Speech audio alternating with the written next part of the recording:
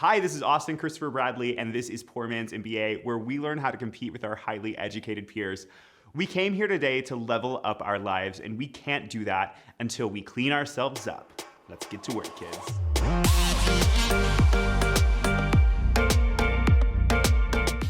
I've been working on refining myself, and for a long time that meant dressing better, combing my hair, cursing less. Hi, this is Austin Christopher. Don't know how to use it. No, this. They still it up. But those were all other people's experiences of me, and not my experience of myself. We live in a presentation-based world, so I'm not gonna lie and tell you that those things don't matter, because lies are not helpful. But for the sake of the topic of cleaning yourself up, I'm talking about cleaning this up. Not my hair, I've been losing that for a while. I'm talking about cleaning up your mind. You see, we are all imperfect creatures. We all hurt. In my magical unicorns, we all hurt. We take the pain from ourselves and we give it to somebody else. But it doesn't have to be like that. There is a way to process this pain to where you let it come up and come out.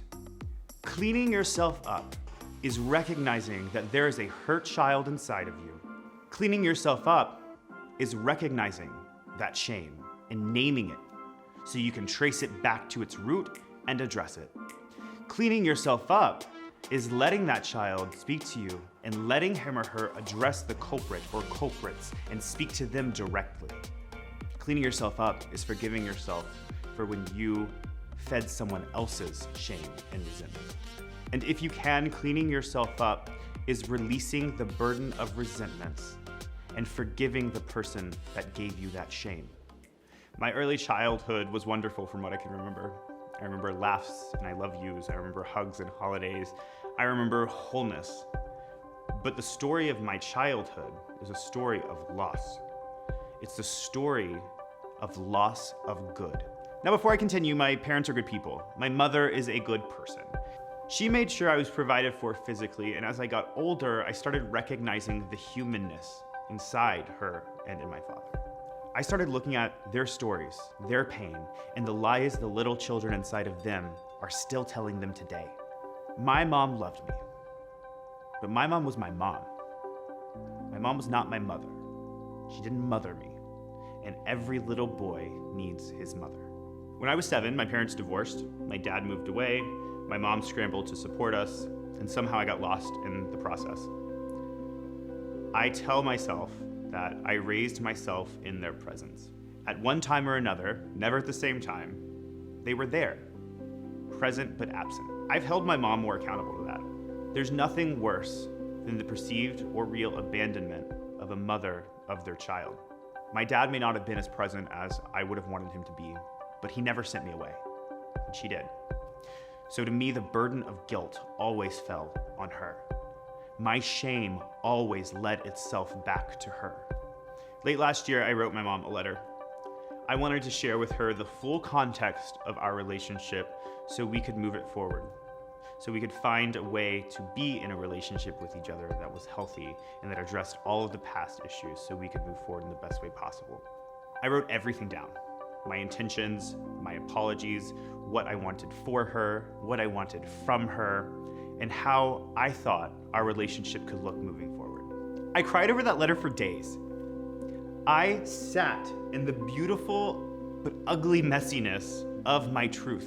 I let my most trusted confidants read the letter. I shared it. I let them sit in my pain with me. But most importantly, I didn't write that letter. 7-year-old me wrote that letter. 10-year-old me wrote that letter. 13, 16, 19, 21-year-old me wrote that letter. I just held the pen. The thing about cleaning yourself up is that cleaning yourself up doesn't wait for your truth to come up and come out and doesn't need to be validated by somebody else. I clean for me. The only thing you can control in this world is your mind. If you clean your mind, you clean your world. Pick up a pen and let your inner child write. Let him or her tell their story in all of their glorious ugliness. Let them come up and come out of you so you can rise and become the most magical version of yourself. This cannot wait. This is the most important thing that you can do today for yourself. You write this letter for you. You share it with somebody that you trust with your truth so you can let that truth come up and come out. Writing that letter and crying for 2 days over it. And at the beginning, it was because I was addressing and looking at memories that I hadn't looked at in years, maybe since they happened. The hard stuff, the good stuff. It was cathartic. But my tears turned into tears of release. At some point in day one, I stopped crying out of sadness and disappointment and anger and started crying just to cry. Just letting my little kid inside of me cry. That is what it looked like when it came up and came out of me. That is what it looked like when that burden was lightened. Ever since then, those boulders have been lifted off of my back and they haven't come back.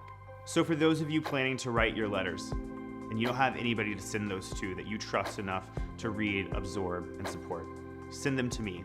I can be that person for you. Look for your lessons and know that your dreams are still too small for what you're capable of.